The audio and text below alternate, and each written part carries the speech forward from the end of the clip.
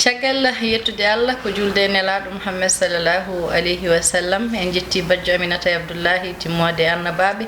en jetti jinnaɓe meɗen kono kadi en jetti serenɓe halifaɓe meɗen en jetti ceerno meɗen ceerno Cheikh Oumar ceerno Bachir Mountaga Daha Cheikh Oumar en calmini dendagal bandiraɓe fulɓe yeɓoɓe en wattuɓe hakkille e Pindi TV kono en calmini dendagal liggotoɓe ɗo e galle meɗen Pindi TV nde wonno machallah ko golle baɗɗe fayida watte ɗo wadde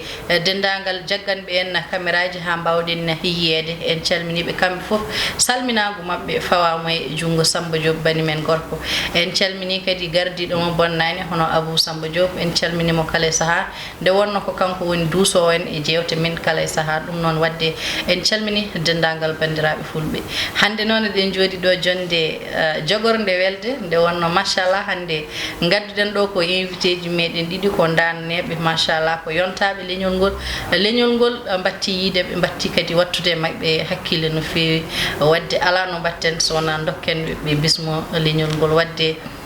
bisimilla maɗa Yero. aywa bonam debbo Dieynaba a salminama no fewi no fewi no fewi mi salmini kadi bébé Aïcha mi salmini dendagal yeeɓoɓe Pindi TV kala to bi pullo waali tuggande Fanayi ha Kidira mi salminiɓe no fewi France Congo comme no gowmi wiide ni tan mi wawa noon calminal maɗi ha voilà an ka professionnel minen noon taɗa ko min etoto tan donc voilà min jogori yewtidde ma machallah ko weltare tan artude ɗo henna ngol ɗo wonata deuxiéme fois miɗo ara ɗo première fois ko avec Oumy Dieng donc Dieng Sala Yuga mi salminimo de passage voilà mi salmini dendagal fulɓe fof tigi wadde machallah bandiraɓe ko onon jiyani koye moɗon hande ko Yero so bismiɗen ɗo ko hakkude makko e Esiko walla hakkude makko e madame makko walla hakkude makko kadi ɓi ko Samba wadde hande jooɗiɗen ɗo ko jonde korka Yero e bébé Aïcha wadde bébé Aïcha calmina leñol ngol a salmitama a juurama hano hannirta ni Yero mi salminima mi juurimama mi salmini beaucoup mon amour merci mon cœur mi salmini dendagal jeewoɓe Pindi TV mi salmini foof en gonɓe Sénégal e lesɗele mi salmini foof en mi juurima on jarama tigi machallah bandiraɓe hande bismiɗen ɗo ko Yero so e bébé Aïcha machallah ɓe mbaɗa épisode aji belɗi eɗen mbaɗa comédie mo ganduɗa hoorema e dendagal Sénégal e dendagal diaspora o e partout dans le monde ina waɗi hen hakkille wadde Yero en garat tan natinen yewtere nden wonno hande a wona namdeteɗo hol gonɗo Yero bébé Aïcha ne wona namdeteɗo hol gonɗo bébé Aïcha nde wonno machallah dendagal internet o fof no andi no gandi on wadde jarani kadi en defto hen wadde hande pewɗen tan koye ɗaɗo korka ngo mbaɗɗen en jii machallah série mo mbaɗɗon e Pindi TV o jii dendagal bandiraɓe fulɓe ina watti hen hakkille wadde aɗa andi an Yero mbaɗanoɗa ko comédie en wolof kono joni a naati e milieu pulaar o holko jiiɗa e on ɗon dawol. Ok, merci encore une fois. Mi artat ma taw seeɗa tan wona joni min puɗɗi wadde comédie o en pulaar min mbaɗi des films en pulaar avec Amadou Tidiane Ndiaye et pas mal d'artistes mo ganduɗa boyani hen noon min mbaɗi hen ko kasetaji ɗiɗi caggal mum min duttiti kadi e banggue wolof o sabu waɗe sababu noon ko adi fof mo yettaki sababu yettata Allah noon mbi donc mboro yetta Oumy Dieng mataw kanko invité mi ɗo henna garmi ɗo hen tawmi ɗo henna kadi réalisateur mo ganduɗa en meeɗi liggorade woni Samba Gueye kanko film no dernier album mo jaltinmi jamono seeɗe aɗa andi seeɗe joni natti wodde donc kanko film no ɗum kanko wonno ɗum réalisé woni Samba donc min kawri ɗo henna kadi garmi tawmomi ɗo woni surprise kanko ne nde o yi kam wonti surprise donc min jewtidi mbaɗi kam invité mbanmi émission duttinmi galle nde duttinmi galle noon Samba nodditi kam o wi kam mboɗo yiiɗi mbaɗen hunde au début c'était pas wonano lewru korka min jinno wadde peut-être 10 émissions et en même temps kadi 20 sketch 20 épisodes mo ganduɗa en jeewat thème goto min mbaɗa ɗum e nomin jewtata nde omo yiiɗi amin mbawi donc nomin gonna yewtere ha boyi korka fandima o wi kam est ce que en mbatta ɗum korka mbimomi yande hawre e tellade donc ko ni affaire o ardi min jewtidi hamin pamodiri ne min pamodiri nde kadi o wi kam bébé Aïssa sinno ko sagam kadi bébé Aïssa wonat hen parce que bébé Aïssa ko danan mbimi ha joni yande hawre tellade parce que bébé Aïssa kam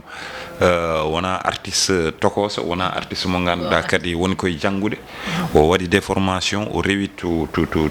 heewi o rewi Douta Seck o rewi Blaise Senghor kalto théâtre no formé mi yi bébé Aïssa rewi ɗon donc so wi kam mboɗo yiiɗi addandema bébé Aïssa ko fierté wonantami donc mboɗo andi ko jogormi tampoyde emo wanno dañani formation dañde formation so ari kam mi haalantuma tan o waɗa donc ko ni affaire o yaaɗi voilà hamin mbaɗi réalisé o feɗino tan ha garene e bébé Aïssa hono Aïssata Sow ne wonno yimɓe ɓuuri wawde nan tan ko bébé Aïssa dillanno koye série ji jolfuɓe ko ɓuuri hewde ko jeten no way taw ko ngol woni première fois kaɗa nata e série ji halpular holko jiiɗa hen eyyi ɗum woni ko ganduɗa ko koko weeli kam vraiment saabu min somi sañino mi wiyani mi watta ko théâtre ciarde way théâtre pular ɓuuran mi wawa wadde saabu min ko heɗum jiɗmi heɗum woni leñolam ne mais jojo weɓata pour jaña jeeɗa hen joni noon Samba Gueye min ɗum hen yetta noddi kam waddi kam a yero min gondi hen min liggi hen yero no woni moƴƴo saabu soko welino ɗum soɓe ɗum mbi Aissata mbaddanma mi wiya ala min jogui tirubam ko ɓen ɗon juudanmi way ala o waɗani ɗum ina yaaji anani o jaaɓi kam hen nahnude min goni hen hande amin yetti ɗo alhamdulillah minen nodde téléphone kadi ɗo kala addu yero ni yerona ɗum ne ko ɗum ɓeydare ko ɗum ɓeydare jinnomi arde holla ɓeydare ma e oɗo épisode aɗa andi a ɓooyi wadde théâtre kono kadi eɗen gandi kadi oɗo série o waɗi buse no fewi hol ɓeydare ma hen e banggue saɗa darto hoorema weltade tan saabu yimɓe ɓeni kam nodda ɗo kala e aduna hen partout dans le monde lesɗele e ɗo téléphone am foftata ko ni WhatsApp o ne haalaga donc yimɓe ɓeni nodda tan heɓe mbiya ɓe beltima anani so on beltima noon on mbaɗat beltiɗo no waɗata on jii yero ko waɗi ko te yero ko jambar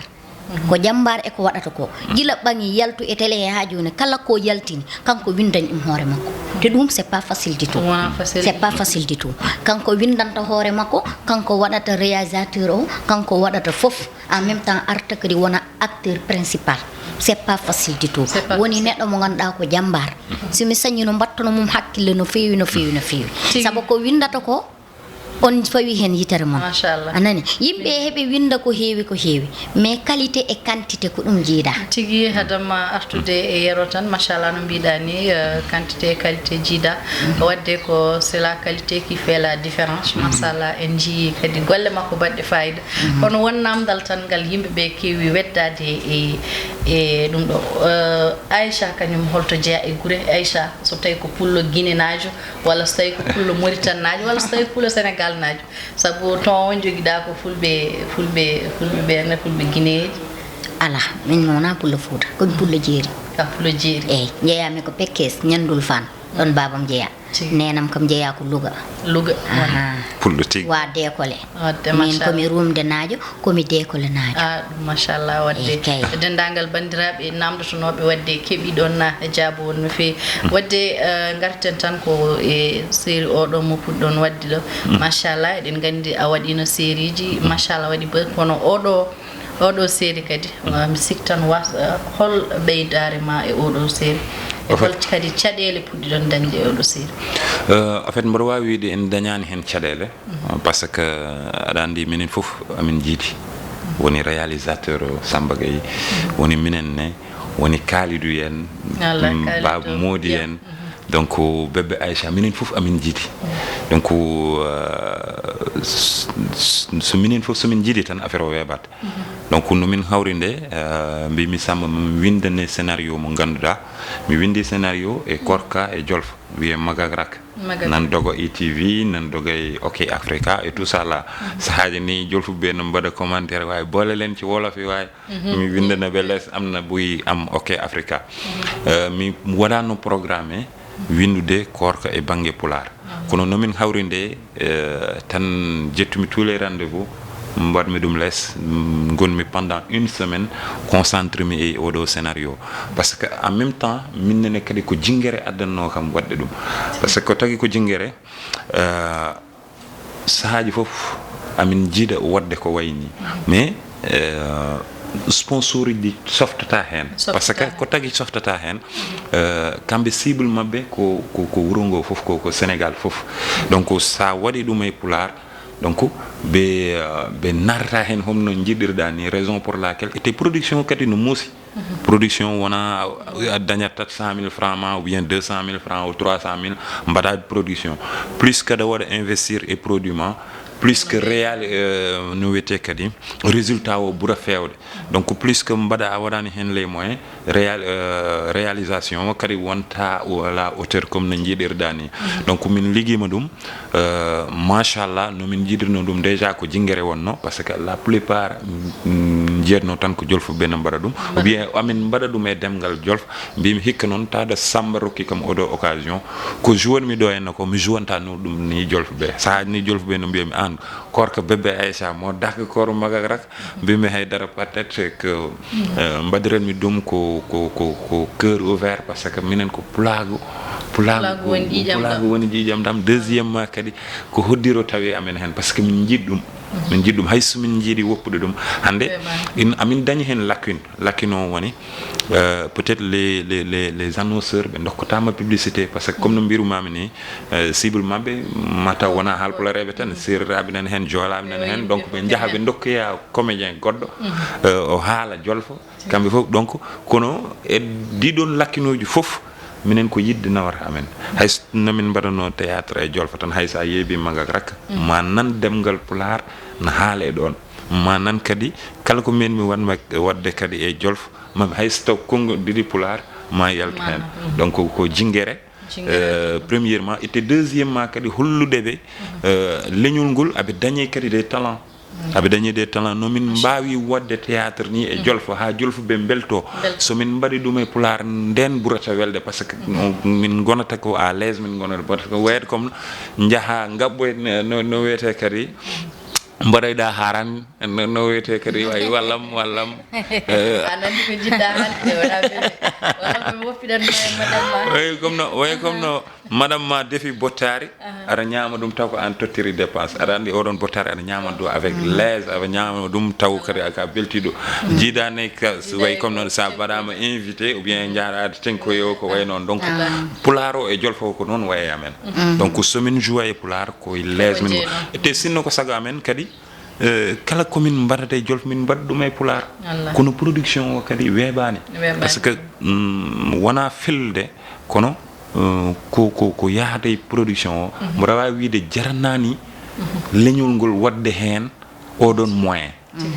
ɓe jarananima ɗum donc aɗa wawi yiyeɗo film Jolfo jomum ittade 50 millions naggam des millions waɗa e produit o kono hande sa wi production Pular mbiyeɗa ɗum jomum minne mboɗo yiiɗi wadde 50 épisode o budget o ko par exemple 10 millions mi 10 millions holto jinguittanmi 10 millions kaw ete investissement ko investissement koma mbaɗa ɗum on jii min mbaɗi Korka hande halpulareɓe foof nana jiiti hen koye mumen donc raison pour laquelle so ɓe jii production mo ganduɗa ene dañi valeur so ɓe jii production mo ganduɗa liggama ha rewi lawol ɓe naggat hen ete ko fierté wonata quoi ko ɗum ton tan jinnoɓe machallah en keeɗima ko haali ko wadde jaheten tan koye bébé Aïcha eɗen gandi bébé Aïcha an série mo gonɗon o machallah ko comédie ɓe na keɗo na keeɓa hen bellam makko no an ɓuuri hen lombade caɗele saabu keɗɗa ko jungo ñaamu ko joom galle ma jungo nano kadi bamma hakkunde nde ina musan holno jiiruɗa ɗum ɗo yi musde tan wondo jignaɗo ma a wawa weñde ɗum jignaɗo ko hayre eyyi a andata hono mbaddata makko anani wondo ko haari min komi ɓoccode somi yani mum ko min gañoto ko yani amne haalaka joom galle ne ko joom galle a fot ɗoftade ɗum joni noon a anda hono mbatta a yitta oɗo tikka a yitta oga tikka joni hakkude ɗe no muusini ndi ganduɗa a wawata famude ɗum ɓiyam ne immiɗa ari no wayi kayno no weli ɗum joni hankadi komi ɓorata machallah bandiraɓe en keeɓi hen famamuyo no fewi nde wonno hande bismiɗen ɗo ko yerol mo ganduɗa hoorema dendagal leñol ngol gandi ɗum no fewi machallah émission oɗo kadi eɗen ɗamini tan dendagal bandiraɓe yeɓoɓe ma pam kadi message uji batteɗi hen lancé ɗi nde wonno eɗen joguiɓe talent eɗen jogui artiste uji men eɗen jogui waɗoɓe comédie kono donki ko jaggoɓe wadde ina foti dendagal leñol ngol watta hakkille kadi nde wonno juuɗe ɗiɗi koma coɗodirande laaɓa haade men artude e yero en calminat tan o mo ganduɗa kanko woni debbo Mauritanie hono Houleye Abou Deddi séri Abuja en calminimo kala e saaha wadde yero eɗen gandi machallah comédie o yimɓe jeeɓi ɗum yimɓe jeeɓi ɗum kadi ko grâce à Pindi TV nde wonno ko mbimi joni ni ko ma juuɗe ɗiɗi coɗodira nde laaɓa wadde holko kalɗa e hakkude ma e Pindi TV. Bon, Pindi TV déjà comme mbaɗi ko no satti par ce que minen en tant que scénariste somin bindi hamin pari il faut que daña producteur. Mi meeɗi noon noddude casting goto au niveau de Grand Théâtre pour série goto taw ko comme no série ji ɓe jiyata ɓe comme série ji waji ɓe jiyata comme e jolfuɓe ɓe jiyata ɗo e goddum en donc on no wiye jarabe min noddi to ena casting au niveau de Grand Théâtre fulɓe ngari kono après dañi blocage holko addani ɗum blocage an arino e casting e donc holko addino blocage o ko probléme producteur o yeehi ha boyi peut être ma taw o hattanani coût de production o jojjini ɗum donc ɗum noon woni probléme leñol ngol ko mbiɗomami nane ko donc so Pindi TV hayso taw Pindi TV waɗi sacrifice mawɗo parce que ɓe gowani peut être du genre production uji minen kadi min mbaɗi sacrifice mawɗo moɗum Pindi TV ina yiiɗi waɗde minen kadi amin jiiɗi waɗde donc min poɗodirani no fewi par ce que minen amin jiiɗi waɗande leñol ngol kamɓene kadi aɓe jiiɗi waɗande leñol ngol raison pour laquelle Allah waɗi fawi hen junggo mum leñol ngol foof yiiti hen ko hoore mum donc Pindi TV min mi yettat ɓe à travers aussi Samba mi yettatɓe à travers Oumy Dieng mi yettatɓe kadi à travers leñol ngol par ce que koɓe mbaɗi ko kadi weeɓani mboɗo wiyatɓe tan yoɓe ɓuratinnade par ce que ɓe jii kadi production o halpulareɓe leñol ngol no sohli production o leñol ngol sinno ko sago mabɓe ɓe jeeɓata demgal woɗɓe taw kamɓe aɓe daña ko mbawi dañde ko banggue goɗɗo taw soɓe jiiyat ɗum e nder leñol ngol tan ɓe naggat hen série o holliri ɗum donc raison pour laquelle kadi min mbiyatɓe tan ko yoɓe ɓura tinnade ɓe ɓura waɗde hen kadi investir so mbi investissement wona a waɗi hande tan janggo kalis o arti investissement ko long terme aɗa waɗa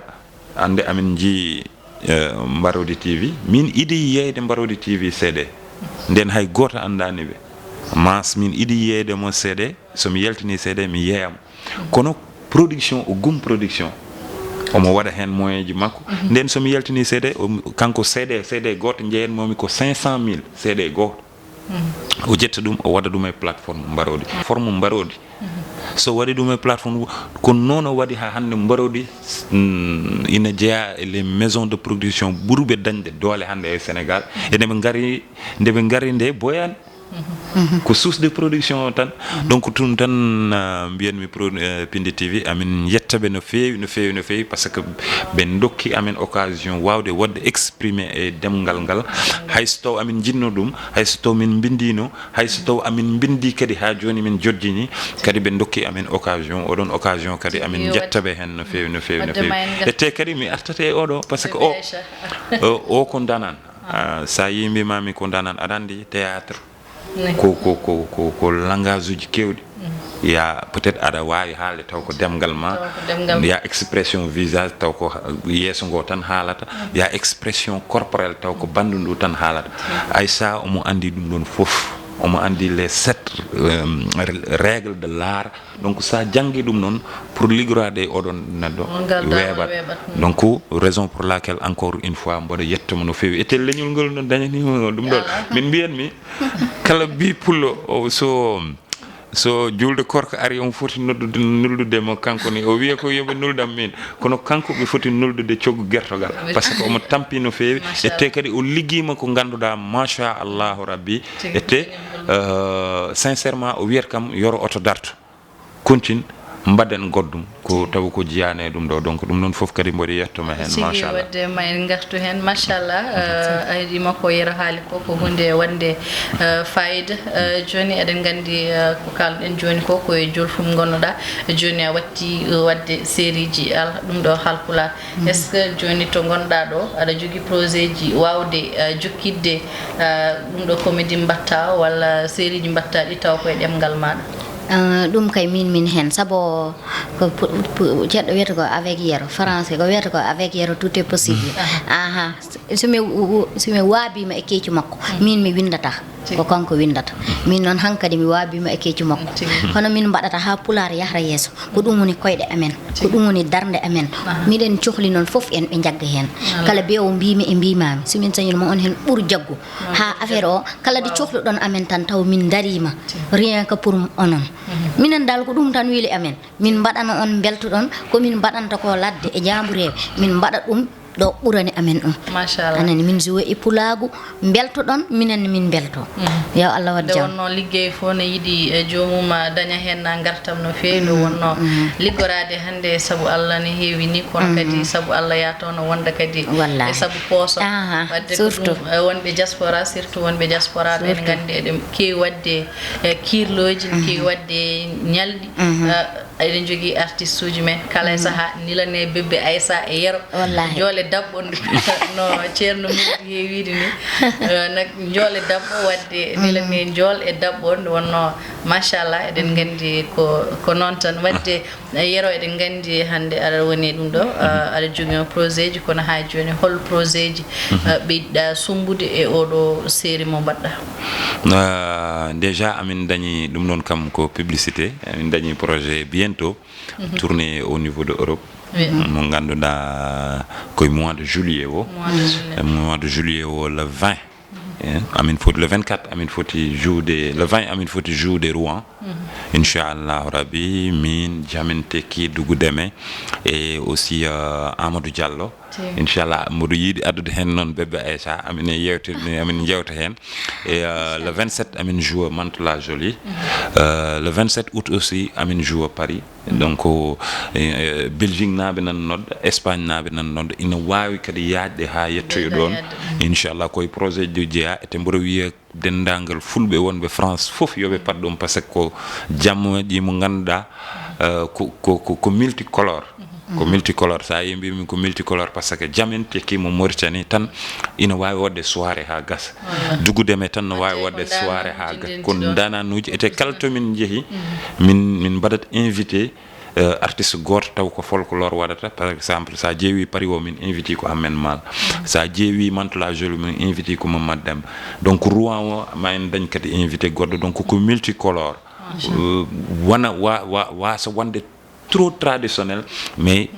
très moderne donc amin dañi kadi des séries des projets en pular kadi amin gone yewtide mine e Pindi TV wala taw ka jiddo bon Pindi TV sinon mi yida yaade wofde Pindi parce que Pindi kadi ko occasion mabbe dokki amen o wona occasion mo ganda no webi donc sinno ko saga amen bi ciusat production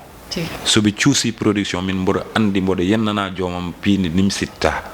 parce que bandira ma ñit hen koy mumen donc production non webani arandi korka par exemple mbada lewru korka peut-être budget mum ina wawi teddude ina wawi wasde teddude kono production de ganduda wana korka taw ko production bon produit soit ko drame soit ko comédie soit dum jom il faut il faut ko joomum waɗa hen des moyens donc amin ñaaga kadi joom Pindi TV kadi o itta moyen ɗi o waɗa ɗi hen donc Pindi yiya hen hoore mum minenne kadi min jiya hen koye amen leñol ngol kadi yiya hen hoore mum donc amin jewta min nanondirani tawa noon par ce que ɗiɗon projet uji jiiɗani projet uji korka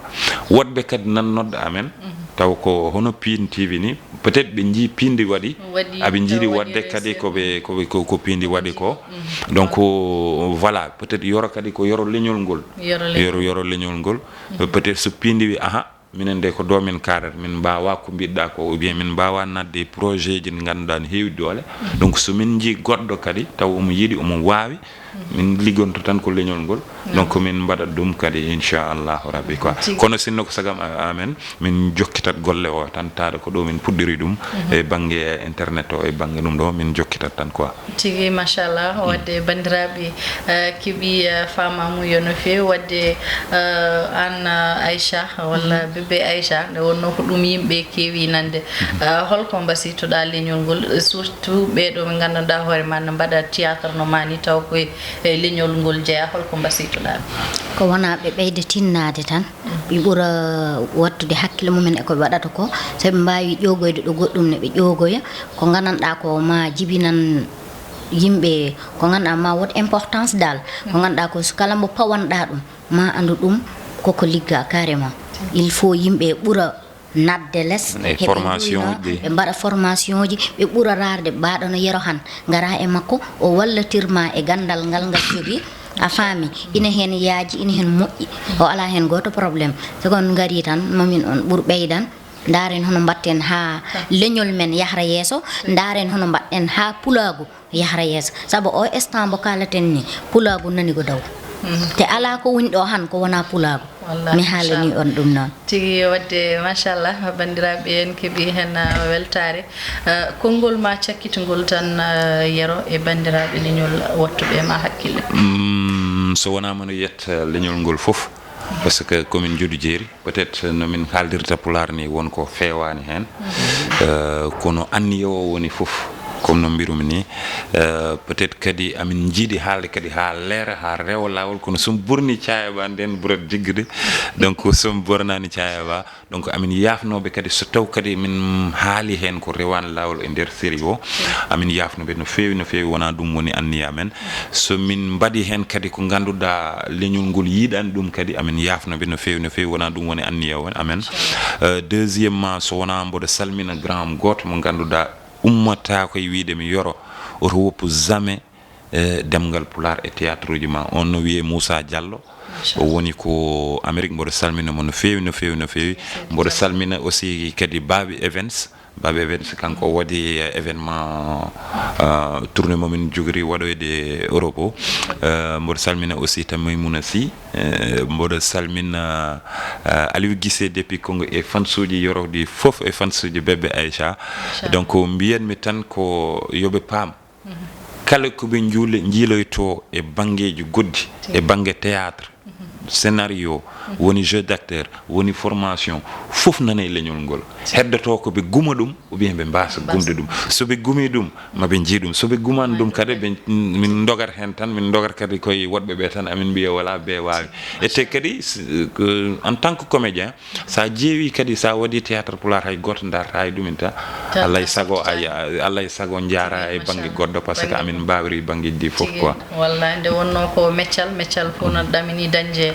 gartam wadde bandiraɓe dendagal e te ko mi tajani konngol ma yoɓe pat par ce que korko yoro e bébé Aïcha min halan haydara tawde affaire o suwa welde de nane mi winuma noon mi wimami woppu ha épisode 15 faade dow ko don série o woni ko dogata ɗo henno fof ko introduction mboɗa wawi wiide ko introduction tigui wadde bandiraɓe onon fof mbatte hakkille e Pindi TV nde wonno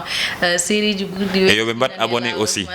yoɓe mbat abonné yoɓe mbat pouce bleu mbat ɗum kadi partagé ha dendagal leñol ngol wawa hebde hen nde wonno dendagal yimɓe ɓe ko ɗum woni ko joƴƴini en ɗo hande yero e bébé Aïcha e dendagal liggotoɓe e jooɗorde ɗe e dendagal waɗoɓe série ɓe jiiɗi tan ko yon belto wadde ononne il faut ko daroɗon il faut ko mbaɗon kadi foddeji monde wonno eɗen jogui anduɓe eɗen jogui kadi joguiɓe machallah hande fulɓe limtete koye ɓurɓe jogade wadde pourquoi pas fulɓe mbawa wallude jomumen ɓe ganduɗa hoore ma kala so hana dilla e théâtre uji pular ha tengti kadi e téléji meɗen Aïcha machallah ma jafɗa tan de Aïcha madame arani ko jinmi ko yaltina numéro makko kanko ni o haalno yimɓe numéro parce que aben tamtinimi totton numéro Aïcha donc voilà yo haal numéro makko kanko tigi wadde dokkaɓe numéro maɗa tan dendagal bandiraɓe namdotoɓe mbawa hebde numéro maɗa mi salmini foof en kala bi o mbimi e mbimami e kala ɗo mbawɗa wonde min calminimama min juurimama miɗen mbiya on ko jiiɗon ko ina heddi ko ɓuuri ko welde nani go yeeso somi sañino onon foof mbaɗe abonné eyyi saabu Pindi TV wonanani ɗo goto mo wona kala bi o mbimi e mbimami wadde mbaɗe abonné mbaɗe hono ko wiyete bindate hoɗon nahnago nder yo wel yo saf numéro am ko 77 318 48 37 kala bi o mbimi e mbimami 77 318 48 37 ɗum woni numéro am mi yetti Allah mi yetti Yero ko neɗɗo moƴƴo mi yetti Samba Gueye kayne kay wemnani mi yettima annene ka pulla debbo jontaɗo mi salminima mi juurima mi yetti foof en kanko noon koye ɗon danandoji jeeya eyyi ha c'est une grande comédienne aussi ala kay omo suuɗo o moggino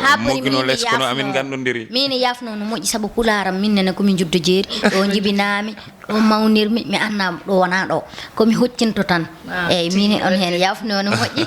machallah bandiraɓe wana ko mi salmini joom gallam eyyi Babacar Sambo mi salminimama juurimama hakay yo an woni